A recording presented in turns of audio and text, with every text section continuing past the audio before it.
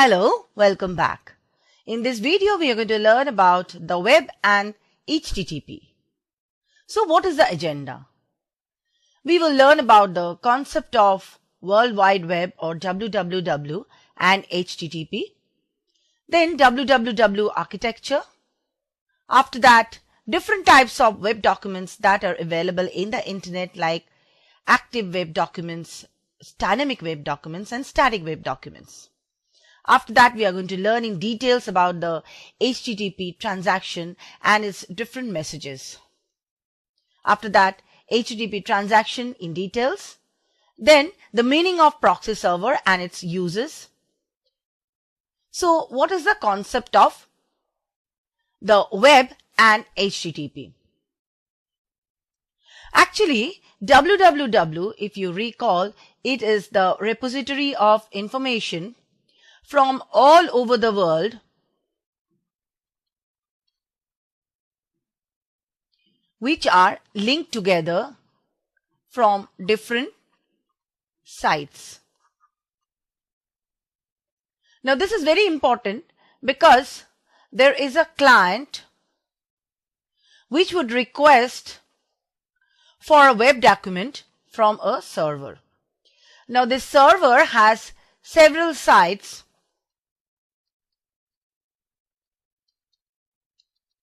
where these documents are placed. Now whenever there is a request from a client to the server fetches that particular site which is there in the request and gives in response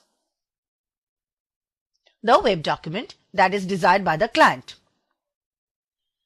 Now this WWW has a unique combination of flexibility, portability and user-friendly features. And these characteristics make it very much efficient to give internet services as compared to other services of the internet. This was basically formed by CERN, which is the European Council for Nuclear Research. Initially, they developed this repository to place the research articles for the purpose of research, and slowly it evolved as a repository of various information throughout the world. This is a pictorial representation of WWW. There is a client here and these are the different sites of the server like site A and site B where the web documents are present.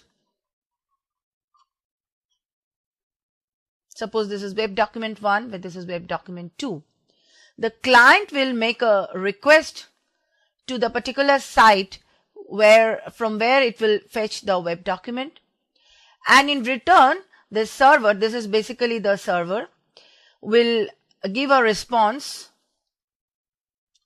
by sending that particular web document. Similarly, if the client wants a different web document like web document 2, which it knows that it resides at site B of the server, then it will make again a request for the particular web document and at the site B, and the server in return will give the web document in a response message. So this is the concept of WWW. Now what is a WWW architecture? There are various companies and vendors that offer this concept like WWW. They all have the same architecture. Let's look at it in detail. So this is the browser. So WWW architecture basically means a browser, and the browser consists of 3 terms. One is the controller, the second one is the client protocols, and the third one is the interpreter. Here there is a monitor or the screen. So the method is like this. The client uses the browser program by using the controller. The controller then sends the request by using one of the client protocols, like it can be HTTP, it can be FTP, it can even be Telnet,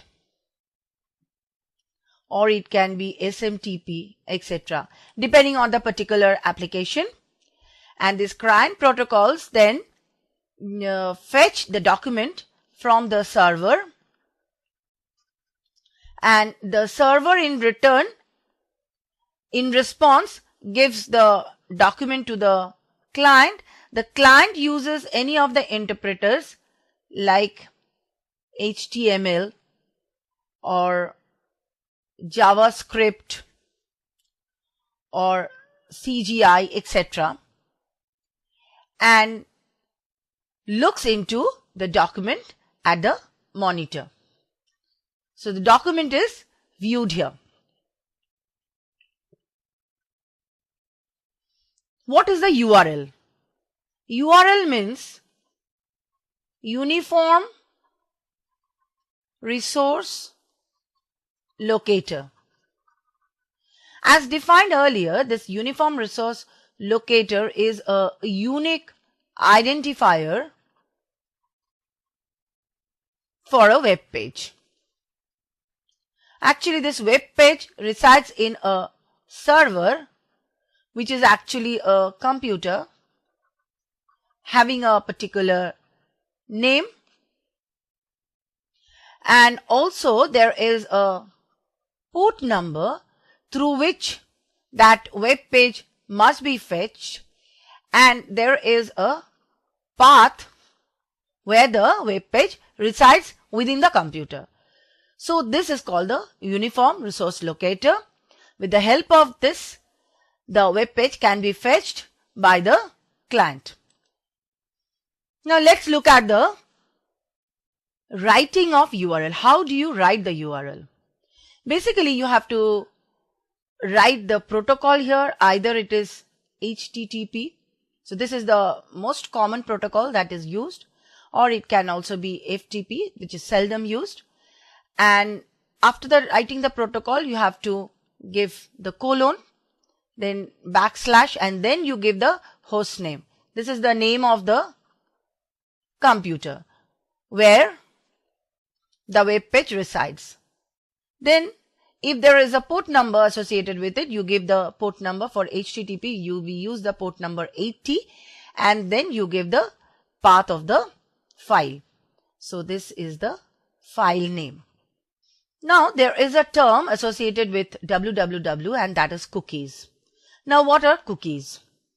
Cookies basically store old information.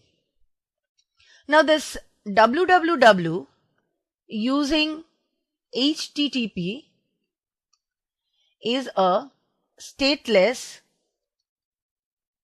protocol. What is the meaning of stateless protocol? This means that when a client requests for a particular web document from the server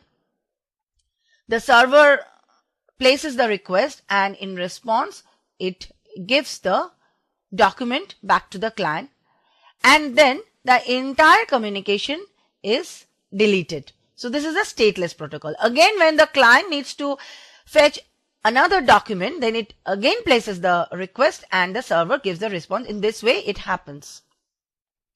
Now cookies are a means of saving this information.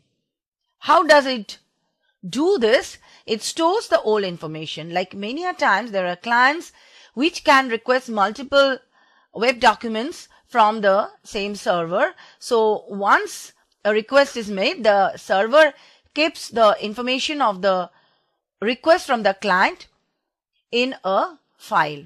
So it is called a cookie file.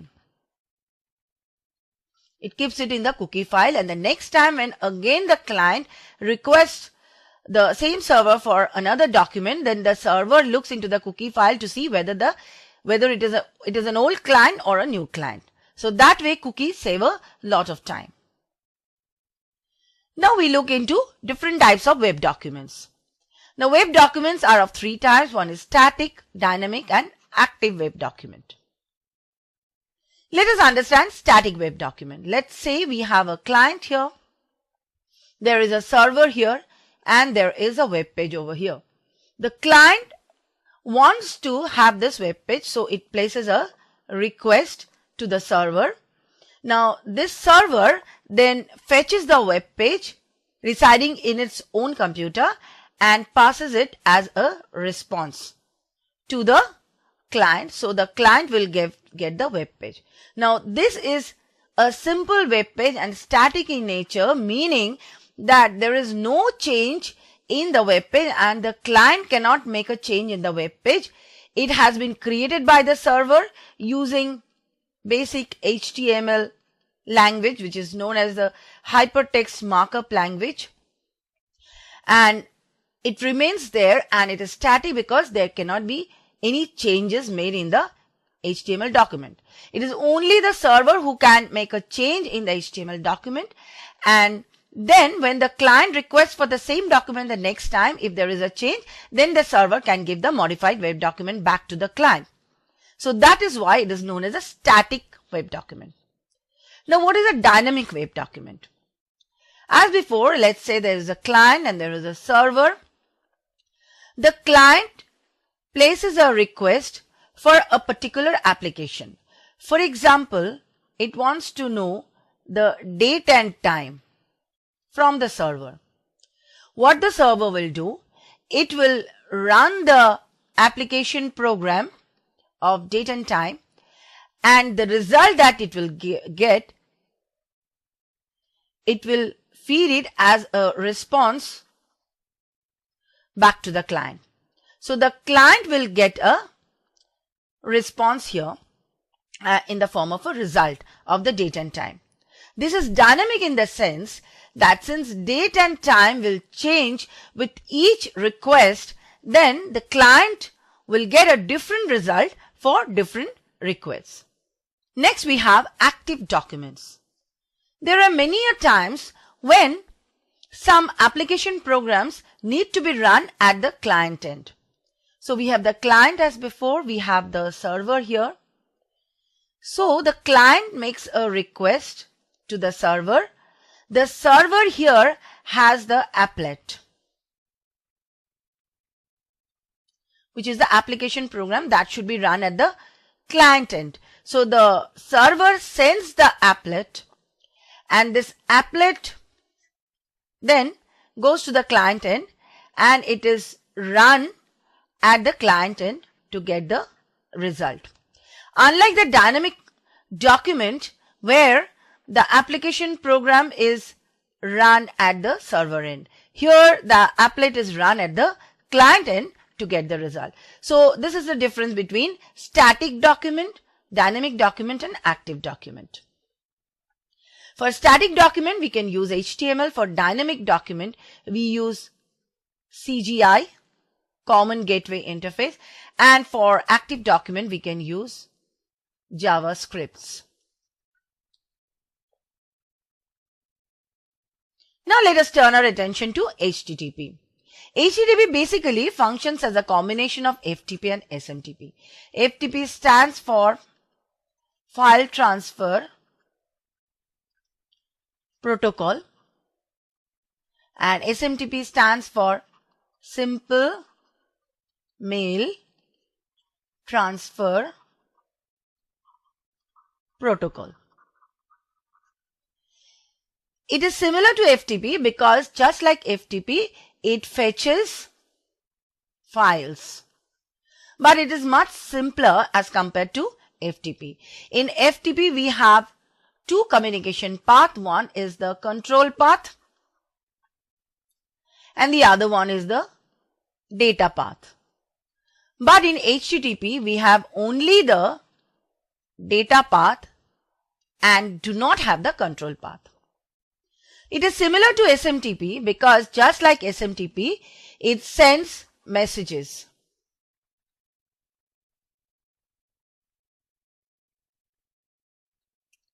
in the form of response and request. But in SMTP, these messages are read by the clients, whereas in HTTP, these messages are not read by the users, rather they are read by the HTTP servers and then they are deleted. Also, in SMTP, the messages are stored and then forwarded to the user, but in HTTP,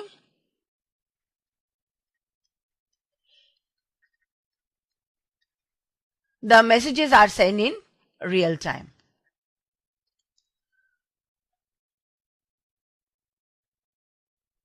HTTP basically uses the port number 80 to send messages. Let us now look at the HTTP transaction. Let's say we have the client here and the server here. Transaction means the client will send a request to the server and the server in return will send a response to the client. So the request message and the response messages are different. Let's look at them. One of the request message can be GET, in order to get hold of a particular type of document. So we can write GET followed by the URL followed by HTTP. So there should be a space backslash 1.1. So this is the version number of HTTP. Then we write the host, then colon, then host number and the port number. The response message from the server is HTTP backslash 1.1 200, then OK. We will understand what this 200 and OK means later on. There can be another request message like post messages. So post, then space, then backslash messages HTTP slash 1.1, and response message can be put, create page, and then HTTP 1.1. So these are the different types of request messages and response messages. How many request types are there? So these request messages are basically known as methods. So let's look at the different methods and their actions. So when we write GET method, it means it is requesting a web page from the client to the server. Head means document information request from client to server. Post means sending information from client to server. Put means sending document from server to client. Then there is a trace method which echoes the incoming request from the server to the client. Connect is reserved and option is available options inquiring. Now there are two types of messages in request line and the other one is status line. In request line we have a request type. So any of the request types or the methods will be given here, followed by space, and then the space, then HTTP version number will be given. For the status line we have to give the HTTP version number followed by space, then the space, then status phrase. Let's understand what this status phrase means.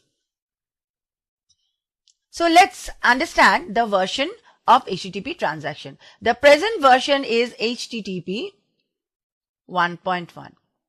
URL, as we have already learned, it is uniform resource locator, and it is the only unique identifier for a particular web page. It should give the name of the host computer containing the web page, the port number, and the path, together with the type of protocol. We have already learned this before.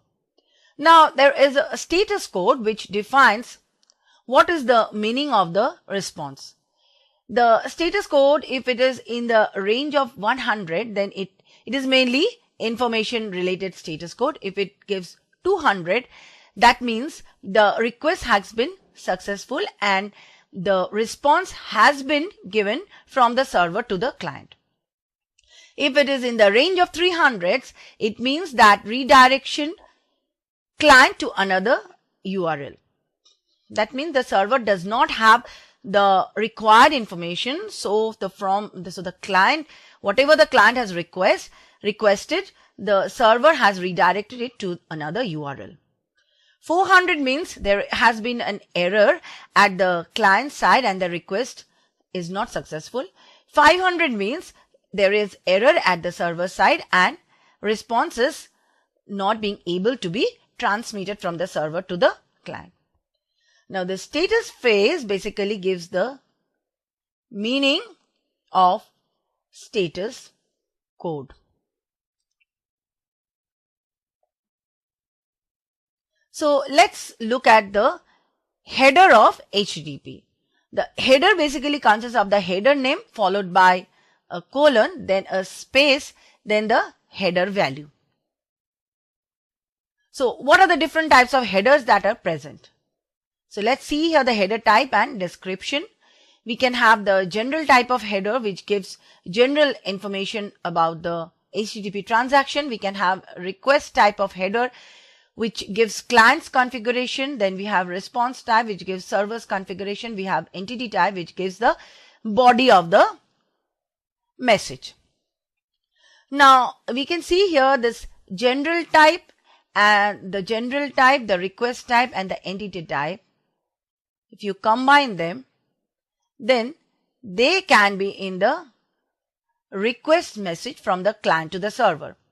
On the other hand, this general, then response and entity type can be in the server side and it is a part of the response message. For general information, it basically gives information about the cache control. It gives information about the connection status, then date, then MIME version. MIME is multipurpose internet mail exchange. It is a form of electronic mail protocol and the upgradation version. The request header type gives basically the document format of the client's configuration. The response header type gives the server's configuration in the form of accept range, then the age of the document, then the public, how long will it be public, then retry after, and server information. For the entity type of header, it basically gives the body which is there in both the request message as well as in the response message. It gives the E tag, it gives the allow information like what are the URLs which are allowed, expiry date and the last modified date and the location of the web page. Body basically gives the document to be sent or received and this body is there both in the request message as well as in the response message. Now let us look at the two different types of HTTP transaction. One is called the persistent connection and the other one is called the non-persistent connection.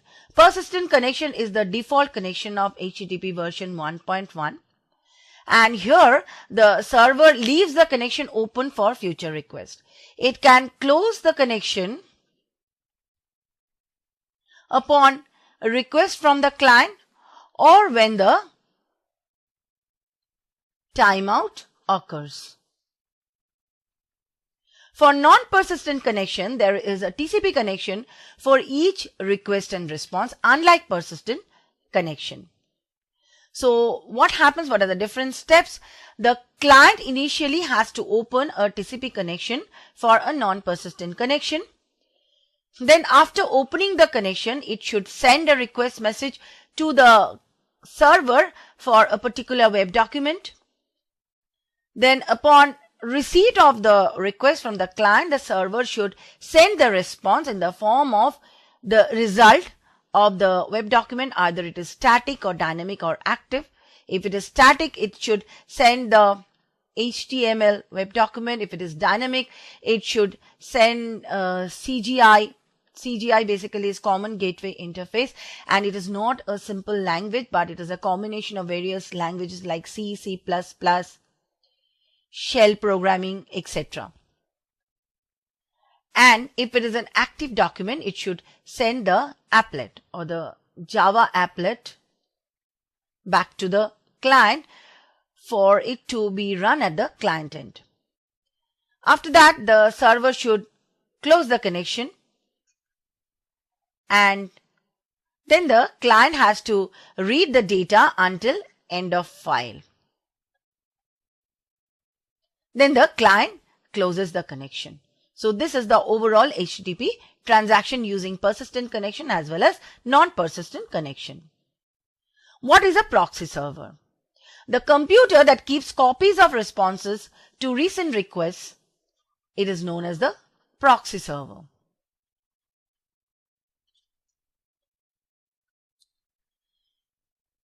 If it is the client here, it should make a request. Instead of making the request directly to the server, it makes a request to the proxy, which basically acts as a server by keeping the copies of responses to recent requests, and then it goes to the server end through the internet. The server sends the request back to the proxy, then proxy can send it to the client, or it can even directly send to the client.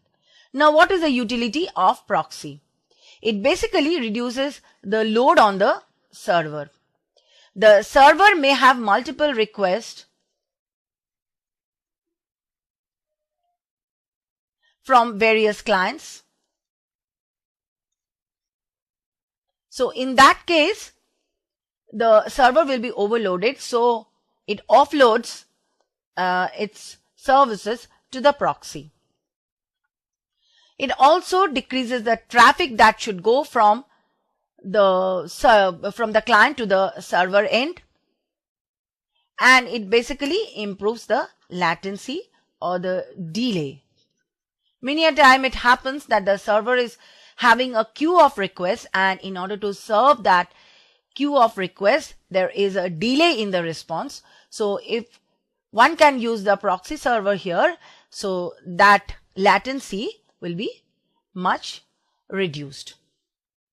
To summarize, in this video, we have learned about the concept of web and HTTP. We have learned about the WW architecture, the browser architecture. We have learned that there are basically three different parts of a browser architecture, like controller, then client protocols, and then the interpreter.